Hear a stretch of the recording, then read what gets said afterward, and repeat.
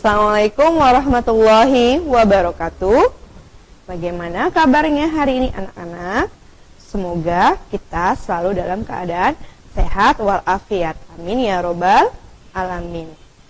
Ya, dalam kesempatan kali ini Ibu mau mengucapkan Selamat Hari Guru Nasional untuk guru-guru hebat seluruh Indonesia dan untuk murid-murid hebat seluruh Indonesia.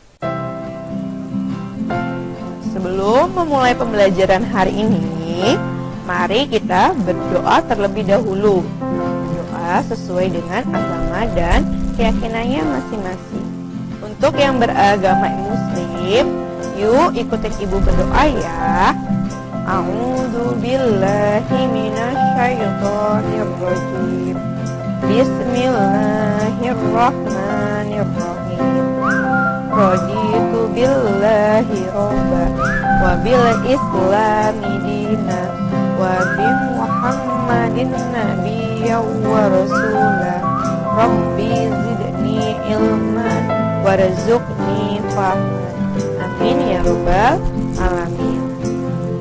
Alhamdulillah ya, kita sudah mulai belajar di sekolah. Bagaimana perasaannya? Pastinya kalian senang kan? Ya, juga dengan Ibu. Alhamdulillah kita sudah mulai belajar tatap muka. Walaupun kita sudah belajar tatap muka di sekolah, tetapi kita masih dalam masa pandemi. Jadi kita harus selalu mematuhi protokol kesehatan, yaitu dengan menaati 5M. M yang pertama adalah memakai masker, kedua mencuci tangan, ketiga menjauhi kerumunan, keempat menjaga jarak, dan M yang terakhir adalah membatasi mobilitas. Ya. Pembelajaran kita hari ini, kita akan belajar di tema 5, subtema 3, pembelajaran 1, 2, dan 3. Tujuan pembelajaran hari ini yang pertama, siswa memahami manfaat berwirausaha. Yang kedua, siswa mampu memahami dan membuat reklame, yaitu emballase. Yang ketiga, siswa mampu memahami peranan Indonesia di bidang ekonomi dalam lingkup ASEAN. Yang keempat, siswa mampu mengisi formulir sesuai petunjuk pengisian.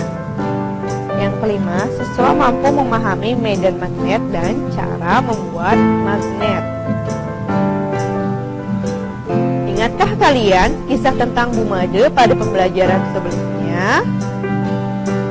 Ya, Ibu Made adalah seorang pelaku wirausaha yang memanfaatkan aneka bunga kering menjadi pewangi.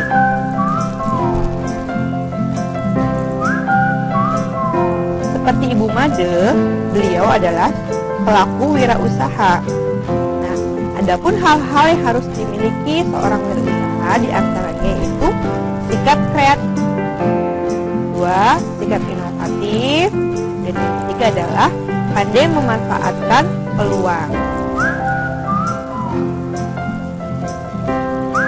Apalagi di era ekonomi seperti ini, era ekonomi merah, maka tentunya kompetisi akan semakin ketat. Karena sebagai seorang wirausaha, kita bersaing dengan wirausaha lokal saja, tetapi kita juga bersaing dengan wirausaha dari luar. MEA adalah ekonomi ASEAN atau yang biasa disingkat menjadi MEA. Secara singkatnya bisa diartikan sebagai bentuk integrasi ekonomi ASEAN yang artinya semua negara-negara yang berada di kawasan Asia Tenggara menerapkan sistem perdagangan bebas.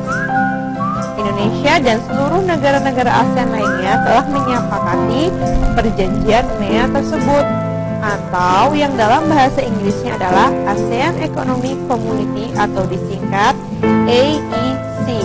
Harusnya MEA itu untuk kehidupan kita, yaitu dengan MEA atau masyarakat ekonomi. Peluang tenaga kerja asing untuk mengisi berbagai jabatan serta profesi di Indonesia akan semakin terbuka, begitu pula sebaliknya. Tenaga kerja Indonesia juga mempunyai peluang yang lebih besar untuk bekerja di negara-negara anggota ASEAN lainnya. Lalu apa ya keuntungannya untuk negara kita? Keuntungan MEA bagi Indonesia dan negara ASEAN lainnya yaitu berdasarkan riset dari Organisasi Buruh Internasional atau yang disingkat dengan ILO, keuntungannya yaitu dapat menciptakan lapangan pekerjaan baru dan dapat mensejahterakan 600 juta orang yang hidup di Asia Tenggara. Nah, karena di era ekonomi MEA ini, Indonesia dan negara-negara ASEAN sudah sepakat untuk melakukan pasar bebas, maka otomatis sebagai seorang usaha itu akan semakin ketat dalam bersaing. Maka kita harus bisa memiliki sikap tadi kreatif, inovatif, dan dapat membaca peluang di pasaran. Salah satunya yaitu dengan cara meningkatkan kualitas produk. Itu produk yang kita miliki itu harus unggul. Kemudian harus memiliki ciri khas sendiri dari produk-produk lainnya, dan produk yang dibuat harus mungkin agar dapat menarik konsumen. Di sini Ibu punya beberapa gambar kemasan produk. Yuk kita sama-sama memahami gambar dari kemasan produk tersebut. Gambar yang di atas kita amati sama-sama ya. Yang pertama itu adalah produk mie instan yang asli dari Indonesia. Coba kalian perhatikan dari warnanya.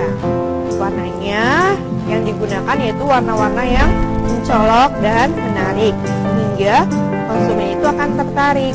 Selain warnanya, dalam kemasan produk tersebut juga dijelaskan produk yang dijual jenisnya apa, kemudian ada berbagai macam rasa sampai cara penyajian. Begitu juga dengan gambar kemasan produk yang di bawah ya, yaitu produk keripik singkong. Di situ dijelaskan nama produknya, rasanya ya.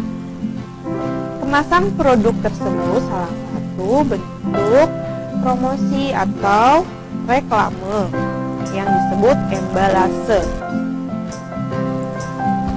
Embalase adalah reklame berupa kemasan produk yang berisi informasi atau pesan-pesan yang dapat menarik konsumen.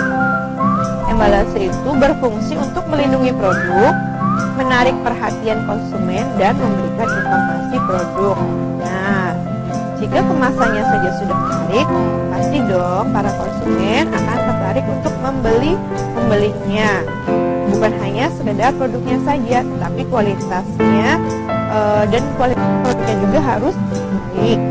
Setelah produk selesai dengan kemasan yang sangat menarik, nah produk itu berarti sudah siap untuk dipasarkan. Dalam pemasarannya, para produsen atau wirausaha itu pasti membutuhkan jasa pengiriman. Sebelum produk itu dikirim melalui jasa pengiriman, para pelaku usaha harus mengisi formulir pengiriman barang, baik pengiriman barang dalam negeri maupun luar negeri. Nah, di sini Ibu punya contoh formulir pengiriman barang dalam negeri. Ya, di situ ada nama awal, ya ada data penerima. Ada nama awal, nama akhir, alamat penerima, kemudian provinsi penerima, kota atau kabupaten penerima, kode posnya dan teleponnya. Yang kedua yaitu ada data pengirim. Nah, yang pertama nama awal pengirim, nama akhir pengirim, kemudian alamat penerima pengirim, provinsinya, kota atau kabupaten pengirim, kode pos dan telepon. Biasanya formulir ini ada petunjuk pengisiannya, maka ketika mengisi formulir harus memperhatikan petunjuk pengisiannya. Misalnya petunjuk pengisiannya itu adalah menuliskan semua informasi di formulir menggunakan huruf kapital, maka harus menulisnya menggunakan huruf kapital. Contohnya data penerima, nama awal, Dedi, nama akhir, Sanjaya, alamat penerima, Jalan Merdeka nomor 50, kemudian provinsi Jawa Barat, kota atau kabupaten Bandung, kode posnya 45000, kemudian telepon 08125 sekian sekian sekian. Nah, itu ditulis harus menggunakan huruf kapital semua. Dan begitu pula dengan data pengirim, nama awal misalnya Made, nama akhirnya Yuliani, alamat pengirim Jalan Tentara Pelajar, Provinsi Bali, Kabupaten Ubud, kode posnya 51251, telepon 085752 sekian sekian sekian. Nah, harus ada tanggal ketika melakukan pengisian, misalnya tanggal 26 Januari 2018. Kemudian bubuhkan tanda tangan pengirim dan berikan pula nama jelas pengirim. Seperti tadi nama jelas pengirimnya yaitu Made Yuliani. Kemudian di kolom sebelahnya juga ada tanda tangan petugas jasa pengiriman dan nama jelas petugas jasa pengiriman. Peluang untuk orang-orang asing bekerja di Indonesia itu sangatlah besar. Begitu juga dengan orang Indonesia yang bekerja ke luar negeri. Selain kerja, para tenaga kerja itu biasanya di sela-sela libur itu akan berkunjung ke tempat-tempat wisata, ya, baik wisata lokal maupun wisata luar kota. Biasanya di tempat-tempat wisata itu banyak sekali dijual berbagai macam cenderamata. Ya, di sini ada beberapa contoh cenderamata yang dijual di tempat-tempat wisata. Misalnya kita berkunjung ke daerah Papua, di situ ada cenderamata daerah Papua, ada cenderamata Provinsi DKI Jakarta, ada juga cenderamata dari daerah Padang dan lain-lainnya ya. Biasanya cenderamata itu dapat kita pajang di mana? Ya, biasanya kita pajang itu ditempelkan di lemari pendingin atau kulkas. Kenapa ya? Cenderamata ini bisa menempel di lemari es, di pintu lemari es atau di pintu kulkas. Ya, karena pintu kulkas itu mengandung magnet sehingga benda-benda cenderamata ini yang bersifat magnetis atau benda-benda magnetis akan menempel di pintu lemari es. Coba kalian perhatikan gambar di situ ya. Di situ adalah ada contoh sebuah magnet batang.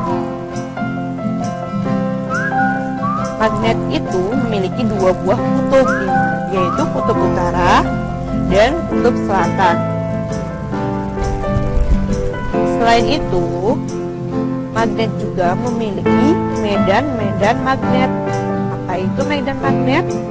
Medan magnet adalah daerah yang dipengaruhi oleh gaya magnet. Seperti yang digambar itu, yang warna hitam itu adalah medan magnet. Besar medan magnet tergantung pada kekuatan magnet. Kalian bisa mencobanya di rumah. Selain itu, kalian juga dapat membuat magnet sendiri di rumah. Ya, ada beberapa cara untuk dapat membuat magnet.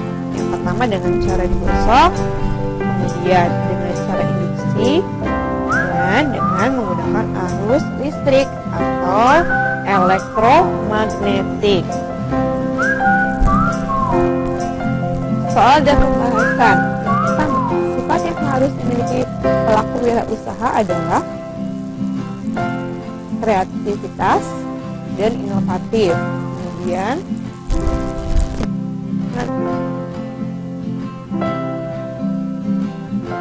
tentunya adalah masyarakat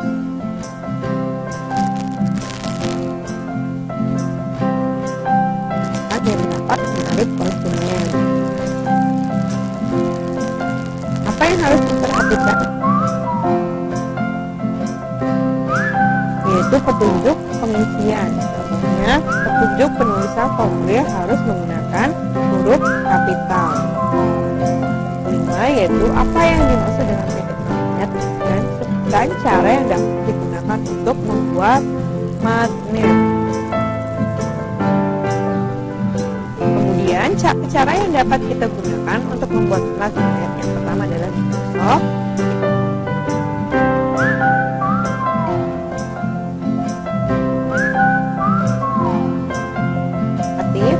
Inovatif dan pandai memanfaatkan peluang. Peranan Indonesia di bidang ekonomi dalam lingkup ASEAN yaitu ikut serta dalam Masyarakat Ekonomi ASEAN atau yang disebut MEA. Salah satu jenis reklame yaitu embalase. Formulir harus diisi sesuai petunjuk pengisian. Kemudian magnet memiliki medan magnet. Alhamdulillah ya, kita sudah sampai pada akhir pembelajaran hari ini. Semoga pembelajaran hari ini dapat bermanfaat dan dapat diaplikasikan dalam kehidupan sehari-hari. Ya, dan jangan lupa kita harus tetap mematuhi protokol kesehatan. Dan jangan lupa untuk bersyukur dan selalu bahagia ya. Alhamdulillahirrahmanirrahim. Ibu ucapkan terima kasih banyak. Wabillahi taufiq walhidayah. Assalamualaikum warahmatullahi wabarakatuh.